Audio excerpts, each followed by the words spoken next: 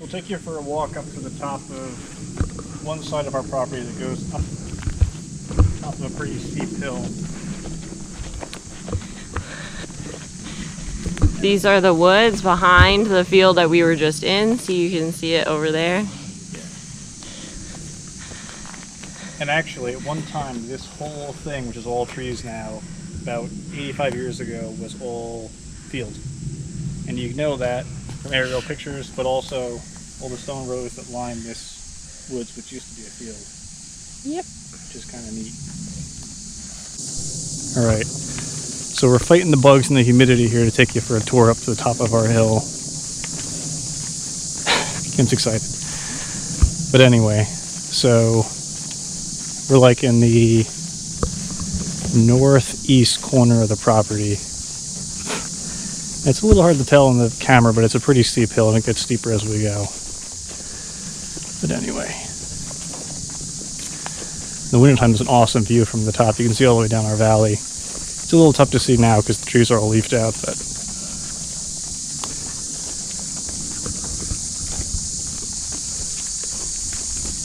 you having fun? Yes.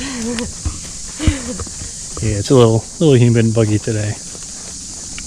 A lot of mosquitoes, a lot of water. It's been a very wet year.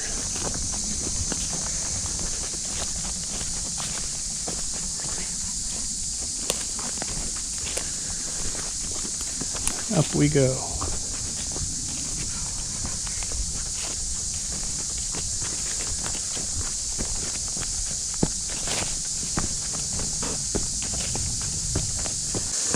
Okay, let's made it to the top of the hill.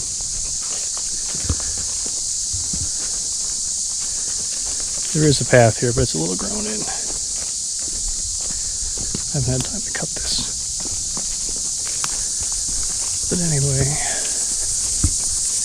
this is the top of our hill. Oh, there's Kim. She's coming.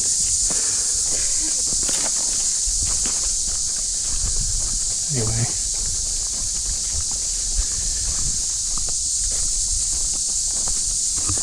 This is a neat spot, but it actually, there was a wall here right on the edge, and this whole thing 85 years ago was all tilled ground, and it is a very steep drop to the bottom. Definitely don't want to fall down there. Alright, so here, right on the edge of the cliff, and actually if you can see down there through the trees, at the very bottom, that's the second field where the pumpkins are. So we came from over there. When these trees drop all their leaves, you can see all the way down the valley. Get a good view of the property. And then we're up in the midst of the woods here. So the road our farm is on is actually called Locust Lake Road. It gets the name from the lake, which is across the street. Old locust trees. Probably, I'd say at least a quarter of the hardwood trees on the property are locusts. We've got a lot of oaks and maples too, but that's where the name is derived from. Locust Lake, locust trees.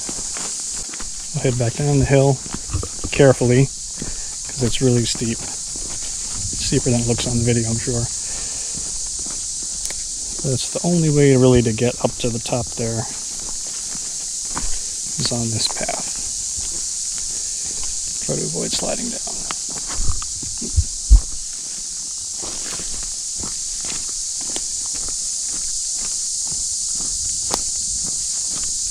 The neat thing about this property is actually where we are here, it's all limestone, the back of the property. But up in the front where the house is all shale. So interestingly enough, you have two very different kinds of stone, all in the same relatively close area, within half a mile of each other, which is kind of neat.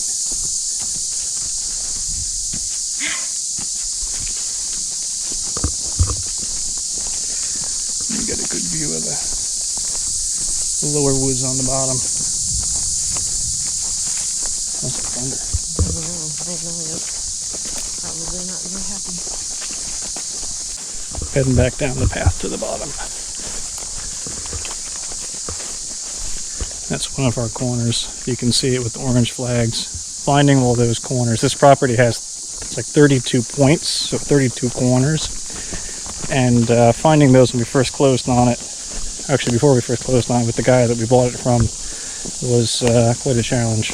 I'm still trying to find a couple of them, but with a property this big, trying to find stuff in the overgrowth, even with a map, is a little bit of a challenge. It's a good adventure. Better done on a cooler day when there's less bugs. We got some ash here to split up. Because we heat most of our house with firewood. So we burn about 8 or 9 cords every winter. So we split up the wood now and earlier this year. And then let it cure and season. And then come November, December, we start burning. We're ready to rock and roll. Keeps the house nice and warm. And saves a lot of electricity. Come back into the backfield. And I think there's a thunderstorm coming in, so we're going to maybe cut this a little short. Because Magnolia, who you all meet in a little bit, is not a fan of thunder at all. Not a little bit. Not even a little bit. But anyway. So they're growing. It's actually been a pretty good year for them this year. Last year was really hot in the beginning, and then it was really, really wet, so we lost a bunch, but this year we're off to a much better start. Hopefully that pattern holds with normal amounts of rain. So I just cut this field this morning. It's starting to dry up nice.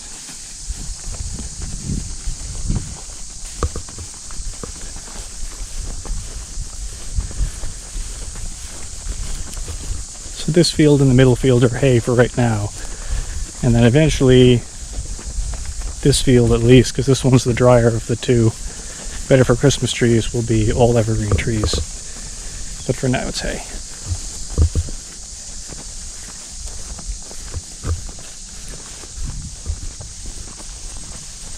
Take you up to the top of the hill in this field. Get a good view from there. Good panorama. And if you guys have been watching this whole time, you might have noticed that there's quite a bit of wildlife There on is. this farm. So if you guys come visit us in October and December, like we hope you will definitely see many different varieties of birds. We've got deer. We've got everything. Lots of birds. So this property, for those who might be interested, is kind of a funky shape. Looks like Texas upside down, sort of. Anyway, it's a little hard to see. We won't take you back there next. We're just pressed on time. But behind those trees is a pretty good sized pond. That's a 3.5 acre, 4 acre pond. And that part of the field there wraps around. And then there's a creek back there, which we'll show you on the way back, that feeds the pond. And then our property goes, we won't go there today, but it goes way back past the end of those trees in this section of woods here to our neighbor's hayfield. That'll be a episode for another day.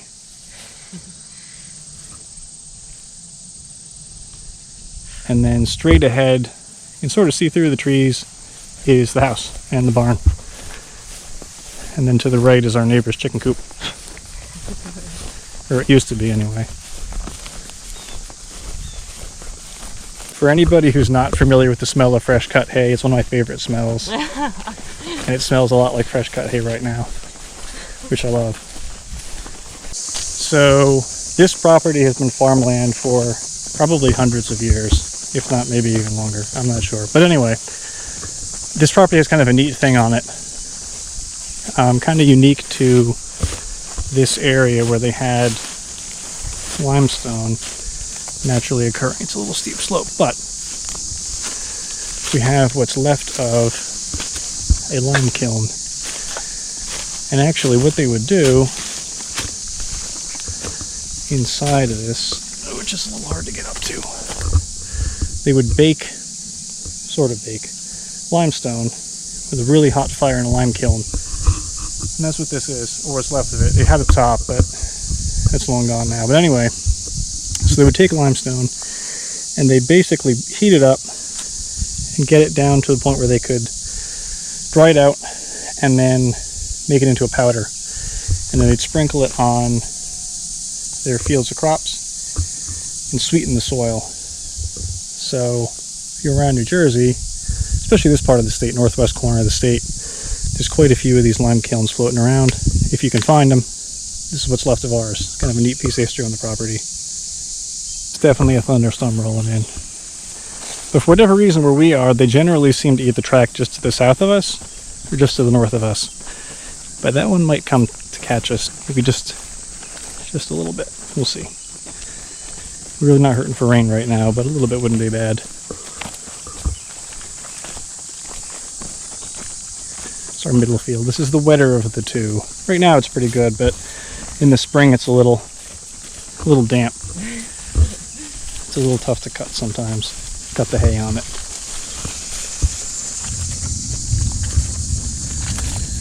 Eventually we're going to tile this field.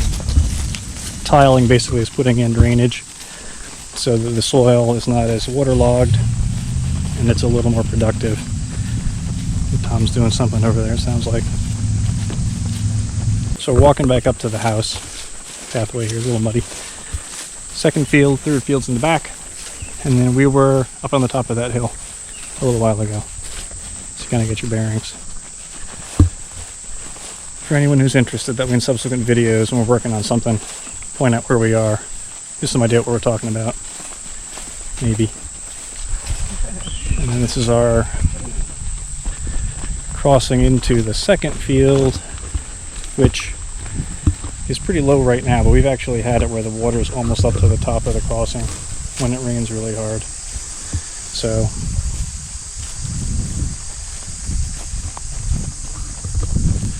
back to the house. So we're back up to the house.